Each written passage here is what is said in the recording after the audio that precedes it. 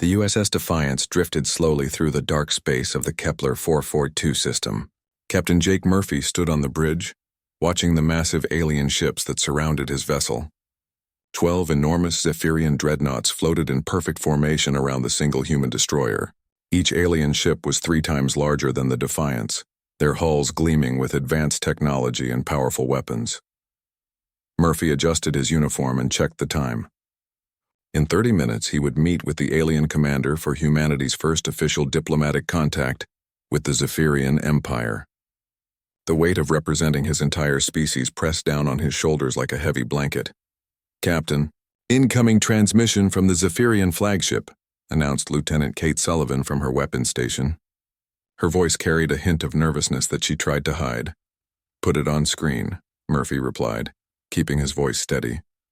The main display flickered to life, showing the bridge of the alien vessel. High Commander Vexithera appeared on screen, her tall blue form radiating arrogance. The Zephyrian's forearms gestured dismissively as she spoke in perfect English. "So this is the famous human warship we have heard so little about," Vexithera said with obvious mockery in her voice. "I must admit I expected something more impressive from a species that claims to rule an entire star system." Admiral Lisa Kane stepped forward from her position near the captain's chair. As the leader of the human diplomatic mission, she had spent months preparing for this moment. "High Commander, we appreciate your willingness to meet with us. Humanity looks forward to peaceful relations with the Zephyrian Empire."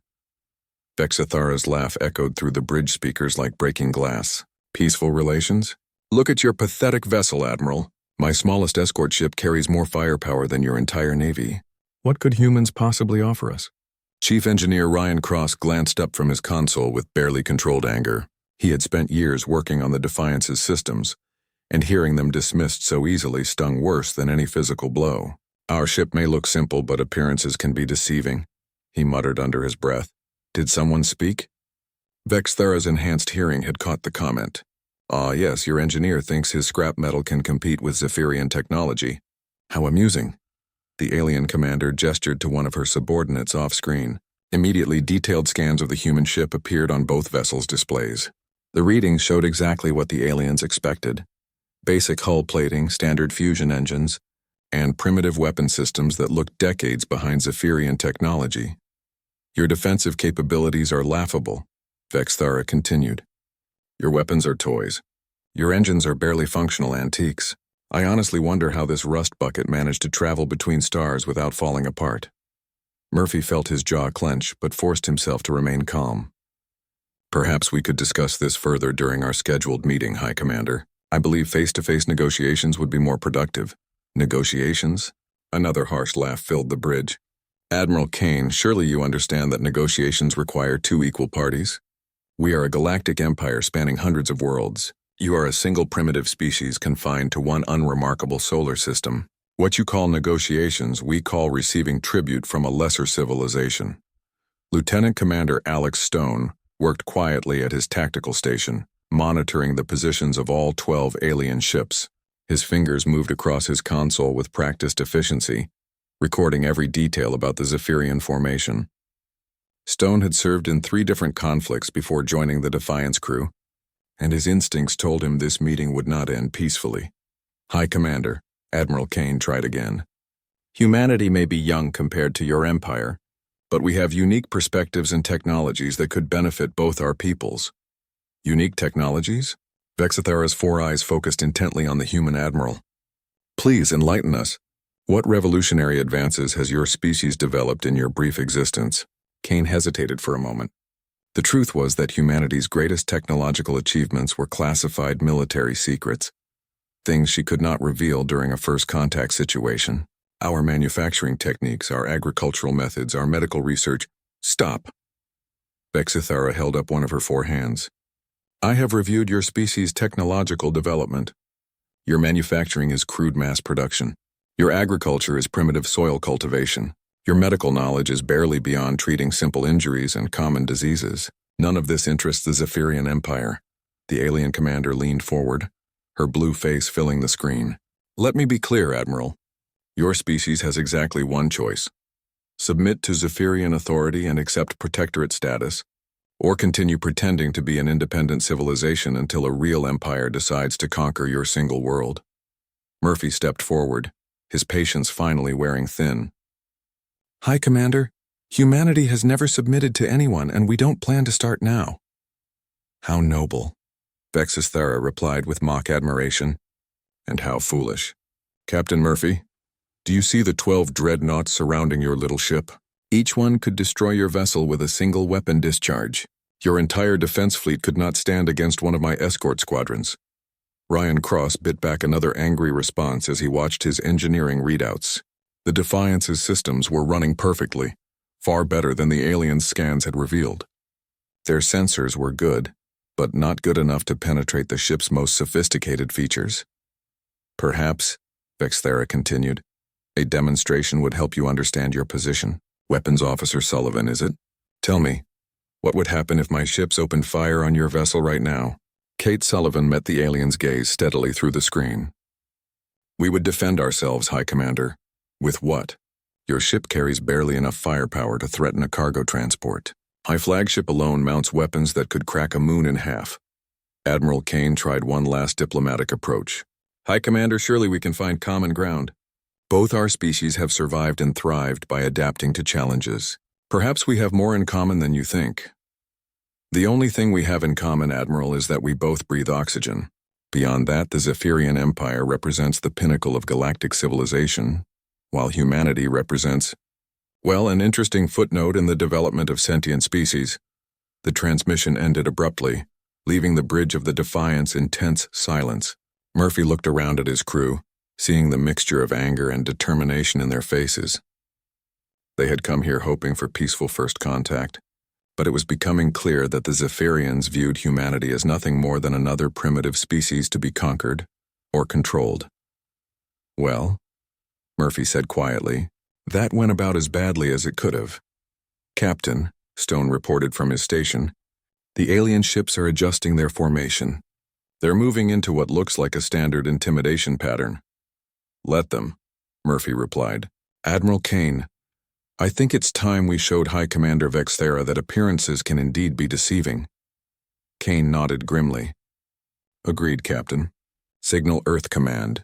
Tell them the diplomatic approach has failed, and we're moving to Contingency Plan Alpha.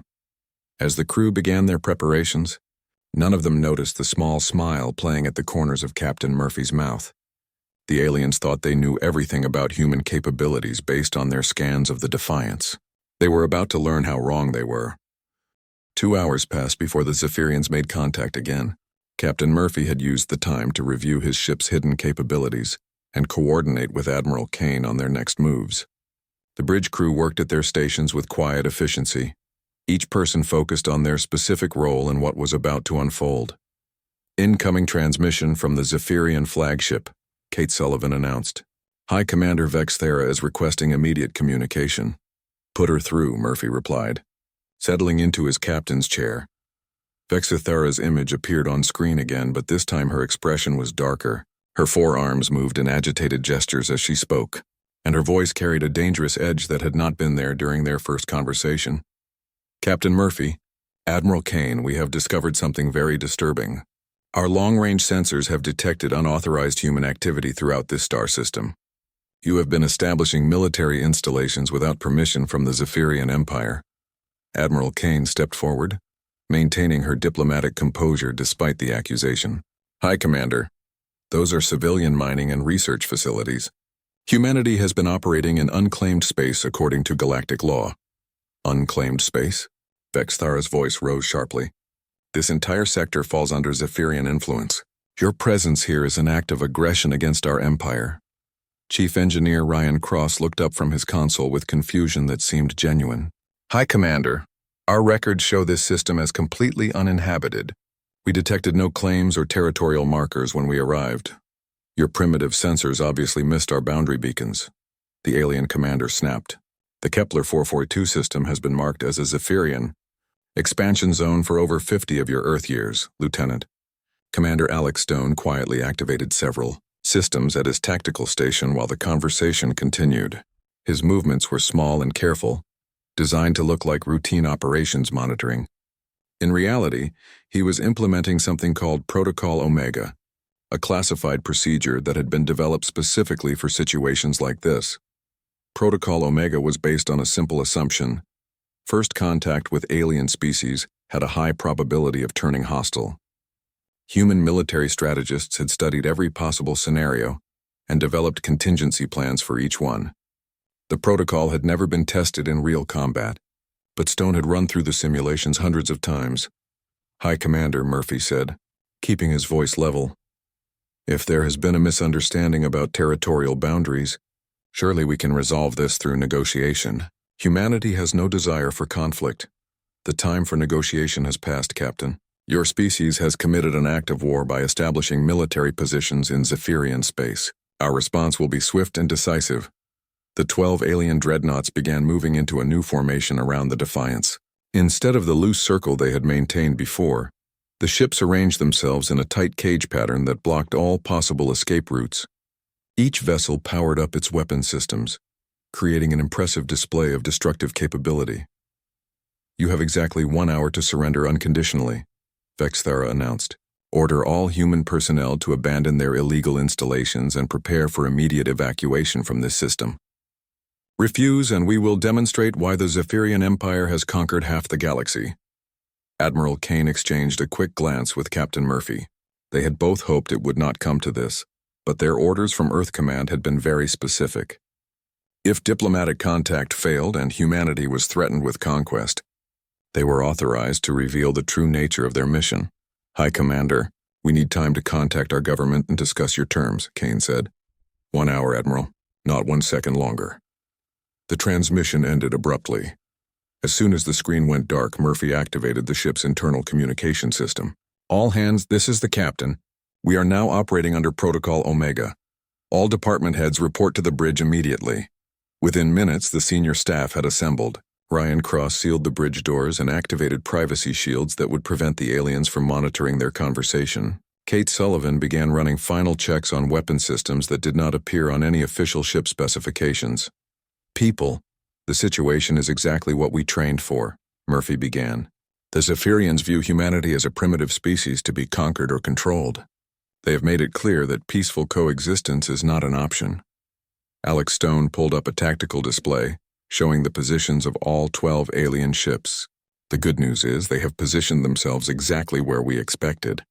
The bad news is they have enough firepower to destroy us 50 times over if we fight conventionally.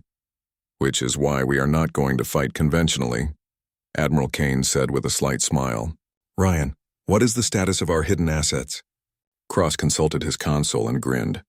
"All systems are green, Admiral. Every installation in the system is ready for activation on your command." "Hidden assets?" Stone asked, though his tactical training was beginning to give him some ideas about what they meant. Murphy walked over to a secured panel that required both his command codes and Admiral Kane's authorization to open. Inside was a communication device unlike anything else on the ship. "Alex, what I am about to tell you is classified at the highest levels. The Defiance is not just a diplomatic vessel. We are the command ship for Operation Distributed Defense.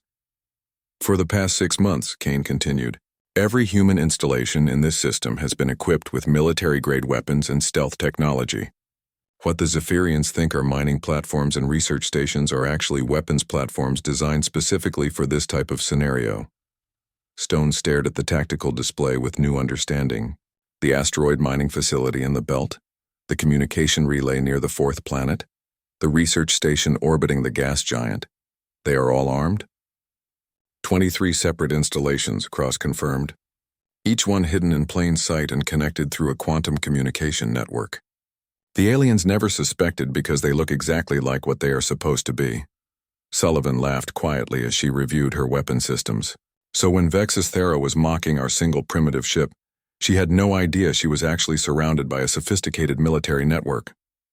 "Exactly," Murphy said. "The Defiance looks outdated because we wanted it to look outdated. Every scan the aliens performed showed them exactly what we wanted them to see."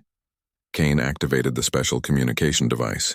"The beauty of Protocol Omega is that it turns the enemy's assumptions against them. They expect humans to be primitive, so they do not look for advanced technology. They expect us to be weak, so they position themselves carelessly. How long do we have? Stone asked, checking the chronometer. 43 minutes until their deadline, Murphy replied. More than enough time to coordinate the network and prepare for activation.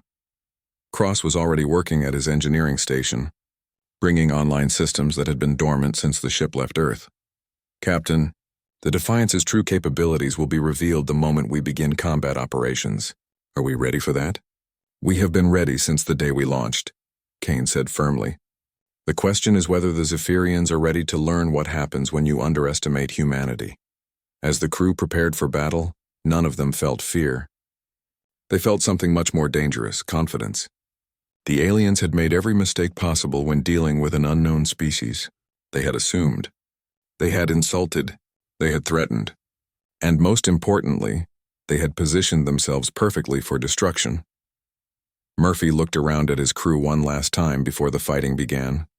Remember, people, we are not just fighting for ourselves. We are fighting to establish humanity's place in the galaxy. What we do in the next hour will determine whether our species is respected or conquered. Understood, Captain, the crew replied in unison. The trap was set. Now they just had to spring it.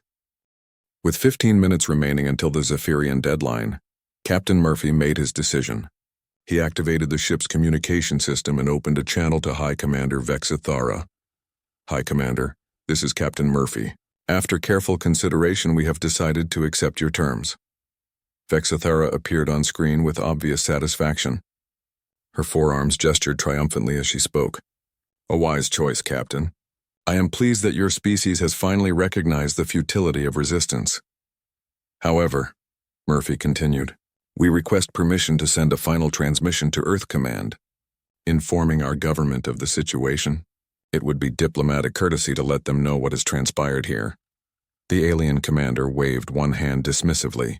Of course, Captain. I am not unreasonable. Your species deserves to know how their first contact mission concluded. You have 5 minutes to send your message. Thank you, High Commander.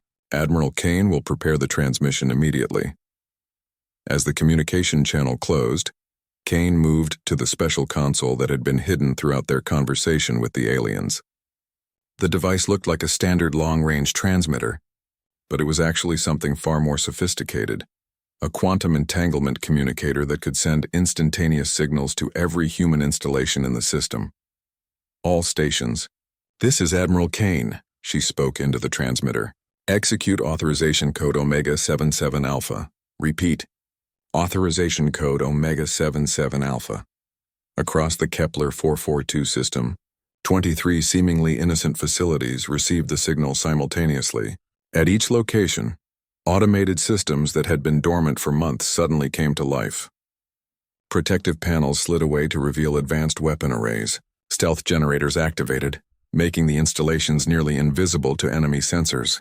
Most importantly, targeting computers began locking onto the 12 Zephyrian dreadnoughts. The mining platform in the asteroid belt powered up first.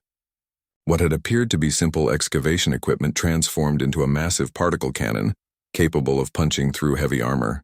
The facility's asteroid camouflage remained in place, making it look exactly like a natural space rock. Near the fourth planet, a communication relay station unfolded like a deadly flower. Its transmission dish rotated to reveal a cluster of guided missile launchers. Each missile carried enough explosive power to cripple a capital ship, and the station held enough ammunition for a prolonged engagement. The research station orbiting the gas giant was the most impressive transformation. Its entire outer hull separated into sections, revealing that the station was actually a disguised weapons platform 3 times larger than it had appeared. Banks of energy weapons emerged from hidden compartments, while defense shields flickered to life around the installation. On the bridge of the Defiance, Chief Engineer Ryan Cross began the most dramatic transformation of all. Captain, requesting permission to reveal our true capabilities. Permission granted. Chief. Show them what human engineering can really accomplish. Cross activated a sequence that had been built into the ship's design from the very beginning. The Defiance's outer hull began to shift and change as hidden panels slid away. What had looked like simple metal plating was actually sophisticated armor, designed to disguise the ship's real defensive capabilities. Weapon ports opened along the ship's sides, revealing arrays of advanced energy cannons and missile launchers. The ship's engines, which had appeared outdated during the alien scans, suddenly blazed with power that matched anything in the Zephyrian fleet. Most impressive of all, a powerful energy shield surrounded the vessel, turning it from a defenseless target into a formidable warship. Lieutenant Commander Alex Stone watched his tactical displays with satisfaction as each hidden installation came online. All weapons platforms are operational, Captain. We have complete coverage of the alien formation. Kate, what is our current status? Murphy asked his weapons officer. Kate Sullivan grinned as she reviewed her console. All weapon systems are fully charged and ready, Captain. We have target locks on every enemy vessel. The transformation had taken less than 3 minutes, but the effect was staggering. The Zephyrians suddenly found themselves surrounded not by a single primitive ship and some harmless installations, but by a sophisticated military network that had been hiding in plain sight. High Commander Vexithara was the first to notice that something was wrong. Her sensors began detecting energy signatures that had not been there moments before. What is happening? Where are these new contacts coming from? Her tactical officer quickly ran a full system scan. The results were impossible to believe. Commander, we are detecting weapons installations throughout the system. 23 separate platforms, all armed with advanced military hardware. That is impossible, Vexithara snarled. Our sensors showed nothing but primitive mining equipment and research facilities. The readings are confirmed, Commander. We are surrounded by hidden weapons platforms. On the main screen of the Defiance, Captain Murphy watched the alien commander's expression change from confidence to confusion to dawning horror. Hi, Commander, I hope you are not too surprised by these developments. What have you done? Vexithara demanded. This is treachery. Admiral Kane stepped forward with a calm smile. Hi, Commander, we simply revealed what was already here. Every installation in this system has been a military platform from the beginning. We just made them look like something else. Your sensors are primitive, Ryan Cross added from his engineering station. You scanned exactly what we wanted you to scan. Your technology could not penetrate our stealth systems. Vexithara's forearms waved frantically as she tried to process the situation. This is impossible. No species could hide such advanced technology from Zephyrian sensors. Apparently, human technology is not as primitive as you believed, Murphy replied. The question now is what you plan to do about it. Alex Stone was monitoring the alien fleet's movements. Captain, the enemy ships are beginning defensive maneuvers. They are trying to break out of our encirclement. Too late for that, Sullivan reported. We have overlapping fields of fire covering every possible escape route. If they try to run, we can destroy them before they clear the inner system. The alien commander stared at the tactical display showing her fleet's hopeless position. 12 powerful dreadnoughts, the pride of the Zephyrian Navy, were trapped in a carefully planned ambush. Every direction led into the weapons range of multiple hidden platforms. This is impossible, Vexithara repeated.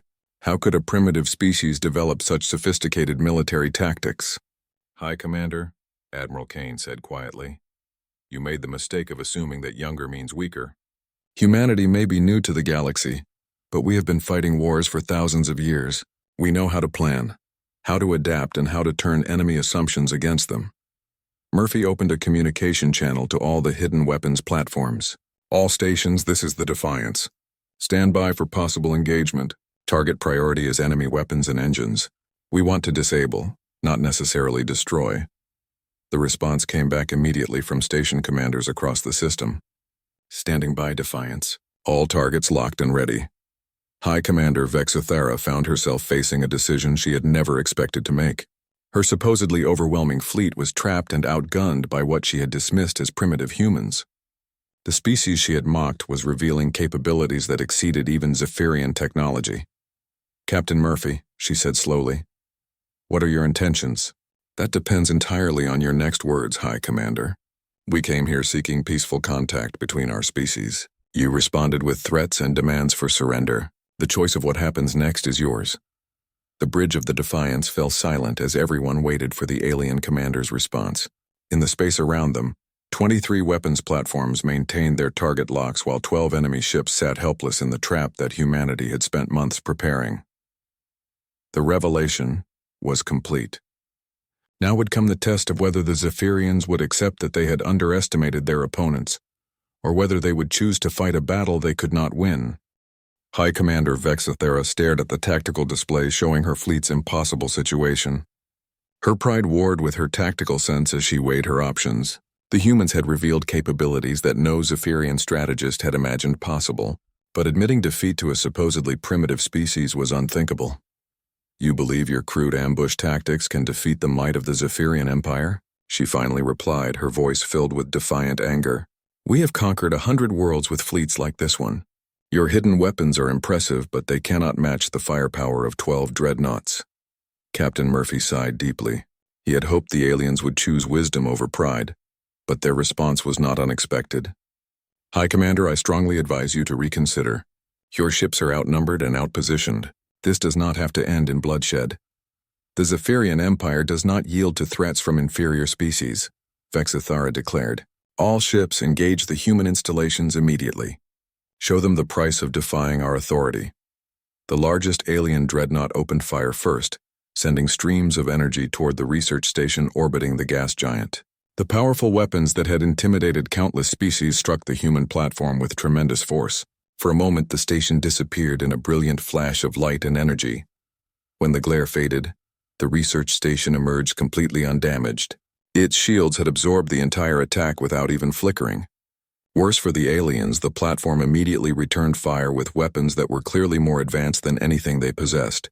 "Impossible," Vexathara shouted as her flagship's shields took a punishing hit. "No species has defensive technology superior to ours." Lieutenant Commander Alex Stone coordinated the human response with calm precision. "All platforms execute Pattern Delta. Focus fire on enemy weapons and propulsion systems. Remember, we want to disable, not destroy." The battle that followed was like nothing the Zephyrians had ever experienced. Instead of fighting one enemy at a time, they found themselves engaged by a network of weapons platforms that operated as a single coordinated entity. Every time they targeted one installation, 3 others would fire at them from different angles. The mining platform in the asteroid belt struck first, its massive particle cannon slicing through the shields of the nearest dreadnought like they were made of paper. The alien ship's weapon arrays exploded in chain reactions as the human beam cut through their hull. "Target their engines next," Kate Sullivan advised from her weapon station on the Defiance. "If we can disable their mobility, they cannot escape or maneuver effectively." Chief Engineer Ryan Cross was monitoring the performance of all human systems across the battle. "Captain, our distributed network is operating at 97% efficiency. The aliens cannot adapt to our coordination protocols." A second Zephyrian ship tried to break out of the encirclement, firing its engines at maximum power, while directing all weapons at the communication relay near the 4th planet. The relay station's response was swift and devastating. A volley of guided missiles struck the alien vessel's engine compartments, leaving it drifting helplessly in space. High Commander Vexathara watched in growing horror as her supposedly invincible fleet was systematically disabled by human weapons. "How is this possible? Our intelligence report said humans had barely achieved interstellar flight." "Your intelligence was wrong," Admiral Kane replied over the communication channel. "Humanity has a saying. It is better to be underestimated than overestimated. We let you see exactly what you expected to see." The Defiance itself joined the battle as Captain Murphy brought his ship's hidden capabilities to bear. The destroyer moved with agility that surprised the alien commanders, dodging their return fire while delivering precise strikes that disabled enemy weapons one by one. Their ship was designed specifically for this type of engagement, the Zephyrian tactical officer reported. "It is optimized for fighting larger, less maneuverable vessels." Alex Stone was in his element, treating the battle like a 3-dimensional chess game. Platform 7 target the dreadnought at grid reference 44 Alpha. Platform 12 provide covering fire for Platform 7's attack run.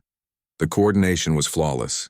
Each human installation operated according to a battle plan that had been refined through countless simulations.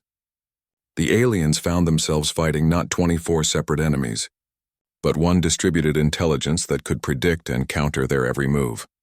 A third Zephyrian ship attempted to ram the nearest weapons platform, hoping to destroy at least one human installation through sacrifice. The platform's defensive systems activated automatically, surrounding itself with a deflector field that sent the alien dreadnought spinning away with massive hull damage. "Commander, we have lost primary weapons on 6 ships," the Zephyrian tactical officer reported with obvious panic. Enemy fire is too precise and too coordinated. They are targeting our weak points with impossible accuracy. Vexithera refused to accept what her sensors were telling her. All remaining ships concentrate fire on the human command vessel. If we destroy their flagship, their coordination will collapse. 4 dreadnoughts turned their remaining weapons toward the Defiance, unleashing enough firepower to crack a small moon. Captain Murphy calmly watched the energy beams approach his ship. Shields holding at 85%, Ryan Cross reported. Their weapons are powerful, but not advanced enough to penetrate our defensive systems. The Defiance returned fire with weapons that seemed impossible for a ship of its size. Energy beams struck each attacking dreadnought simultaneously, disabling their remaining weapon systems with surgical precision. Kate Sullivan was enjoying herself for the first time since the battle began. Captain, enemy firepower is down to 30% of original strength. They are essentially helpless. Platform commanders report all targets disabled or surrendering, Stone added. Total engagement time, 18 minutes. The silence that followed was deafening. 11 of the 12 Zephyrian dreadnoughts drifted powerless in space, their weapons destroyed and their engines offline. Only Vexthara's flagship retained minimal power, and that was only because the humans had deliberately spared it. This is impossible, the alien commander whispered, staring at the tactical display that showed her fleet's complete defeat. We are the Zephyrian Empire. We have conquered half the galaxy. How could we be defeated by a single primitive species? Captain Murphy opened a final communication channel to the alien flagship. High Commander, your fleet is disabled, but your crews are alive.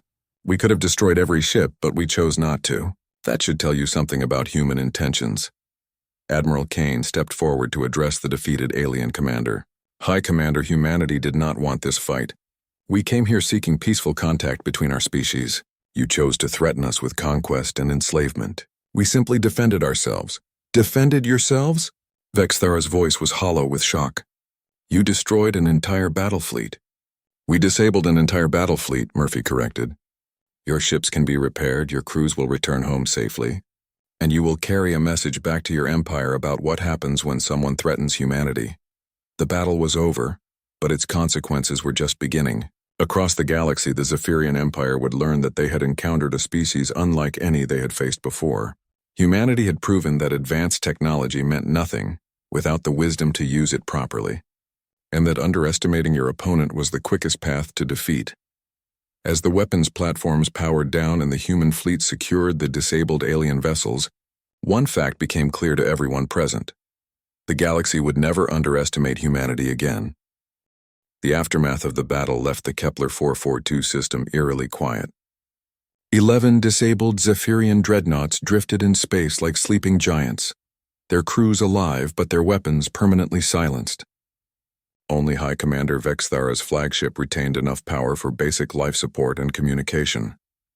Captain Murphy stood on the bridge of the Defiance, watching the recovery operations through the main display. Human rescue teams were already moving between the alien vessels, providing medical assistance and emergency supplies to wounded Zephyrian crews. The same species that had just defeated them in battle was now working to save their lives. Captain, incoming transmission from the Zephyrian flagship, Kate Sullivan announced. High Commander Vexithara is requesting to speak with you personally. Put her through, Murphy replied, straightening his uniform. Vexithara appeared on screen, but she looked very different from the arrogant commander who had mocked humanity just hours before. Her forearms hung limp at her sides and her eyes showed the hollow expression of someone whose entire worldview had been shattered. Captain Murphy, she began slowly, I must ask you something that I never thought I would need to ask any species. Why did you spare us? Murphy considered the question carefully before responding. Because destroying you would have served no purpose, High Commander. We defended ourselves when threatened, but we have no interest in conquest or revenge. I do not understand, Vexthara admitted. The Zephyrian Empire has a simple rule. The strong dominate the weak. You have proven yourselves stronger than us. So why do you not claim dominion over our forces? Admiral Kane stepped forward to answer. Because humanity operates by different rules, High Commander. We believe that strength should be used to protect, not to dominate. We proved our capabilities today not to conquer you, but to earn your respect. The alien commander stared at them for a long moment, processing concepts that were completely foreign to her culture. Your species is unusual. Most civilizations that achieve your level of military capability use it to expand their territory and subjugate their neighbors. Most civilizations do not survive long. Enough to achieve our level of capability, Chief Engineer Ryan Cross observed. Aggressive expansion tends to create too many enemies. Humanity learned long ago that cooperation is more effective than conquest. Lieutenant Commander Alex Stone was monitoring communications across the system as damaged alien ships reported their status. Captain, we are receiving surrender offers from several Zephyrian vessels. They are requesting terms for their crew's safety. Tell them that no surrender is necessary, Murphy replied. Their crews are free to return home once their ships are minimally repaired. We will provide assistance with emergency repairs if they request it. Vexithara's expression grew even more confused. You will repair our ships? The same vessels that just tried to destroy you? High Commander, your ships pose no threat to us now, Kane explained patiently. Your weapons are disabled, and your crews have learned that attacking humanity is not a profitable strategy. We gain nothing by keeping you here against your will. Besides, Murphy added with a slight smile, we want you to return to Zephyrian space with a message for your empire. What message? Vexthara asked suspiciously. Kane activated a recording device on her console. The message is simple. Humanity is not interested in conflict, but we are fully prepared for it. We prefer cooperation and mutual benefit, but we will defend ourselves against any threat. Your empire can choose to be our friends or our enemies, but you cannot choose to ignore us. Ryan Cross pulled up a technical display showing the human weapons platforms throughout the system. High Commander, what you experienced today was not our full military capability. This was a single defensive network and one star system. Earth has many systems, and each one is defended by similar networks. Some are much more powerful than what you saw here. The alien commander studied the display with growing amazement. How many systems does humanity control? That information is classified, Stone replied diplomatically. But I will tell you this. Every human colony is defended by people who are just as determined as we are to protect their homes and their freedom. Vexithara was quiet for several minutes, absorbing the implications of what she had learned. Finally, she spoke again. Captain Murphy, I came to this system believing that the Zephyrian Empire was the most advanced military force in the galaxy. I was wrong. You were not wrong about your empire's capabilities, Murphy corrected. Your ships are powerful, your weapons are effective, and your crews are skilled. You were wrong about humanity's capabilities. There is a difference. What will happen now? The alien commander asked. My empire will want to know why an entire battle fleet was defeated by a supposedly primitive species. Admiral Kane smiled grimly. You will tell them the truth, High Commander. You will explain that humanity is not primitive, that our technology is not crude, and that our military is not weak. You will make it clear that attacking human space is not advisable. And if my superiors decide to send a larger fleet, then they will discover that this encounter was just a small demonstration of human defensive capability, Murphy replied. We hope that will not be necessary. Kate Sullivan looked up from her weapons console with a question that had been bothering her since the battle ended. High Commander, why did your empire assume we were primitive? Did you not study our technology before making contact? Vexthara's forearms gestured in what seemed to be embarrassment. Our intelligence services reported that humans had achieved interstellar flight only recently. We assumed that any species so young would possess correspondingly simple technology. That was your first mistake, Cross explained. Human technological development does not follow the same patterns as other species. We tend to advance rapidly in areas related to survival and defense. Your second mistake, Stone added, was assuming that age equals superiority. Humanity may be young compared to your empire, but we have spent our entire history fighting wars and solving problems. That experience is more valuable than centuries of unchallenged dominance. The conversation was interrupted by an incoming transmission from one of the human weapons platforms. Defiance, this is Platform 7. We have completed our analysis of alien weapons technology. Request permission to share findings with the Zephyrian flagship. Murphy raised an eyebrow. Platform 7, please explain. Sir, we have identified several design flaws in Zephyrian weapons that make them vulnerable to specific countermeasures. We thought the aliens might appreciate the information for future reference. Vexithara stared at the screen in disbelief. You are offering to help us improve our weapons? The same weapons we just used against you? Why not? Kane replied with amusement. Better weapons will make you more effective against our mutual enemies. And since you now know better than to attack humans, improved Zephyrian weapons actually serve our interests. I do not understand your species at all, Vexithura admitted. That is all right, Murphy said kindly. Understanding takes time. The important thing is that your empire learns to respect humanity's capabilities and our desire for peaceful coexistence. As the conversation continued, human engineering teams were already working to restore basic functions to the disabled alien vessels. True to their word, they were providing assistance without asking for anything in return. The same humans who had defeated the Zephyrian fleet in battle were now ensuring that every alien crew member would return home safely. 3 hours later, Vexthara's flagship was ready for the journey back to Zephyrian space. The other damaged vessels would follow over the next few days as repairs were completed. Hi, Commander, Murphy said during their final communication. I hope your empire will consider the possibility of peaceful relations with humanity. We have much to offer each other. Captain, I will deliver your message to the Imperial Council. I cannot promise how they will respond, but I can promise that they will take humanity very seriously from now on. That is all we ask, Kane replied. Safe travels, High Commander. As the Zephyrian flagship disappeared into hyperspace, the crew of the Defiance watched from their bridge. They had accomplished something extraordinary. First contact with an alien empire that had ended not in conquest or submission, but in mutual understanding, Captain, Stone reported. We are receiving congratulations from Earth Command. They are very pleased with how we handled the situation. What are our orders? Sullivan asked. Murphy smiled as he looked around at his crew.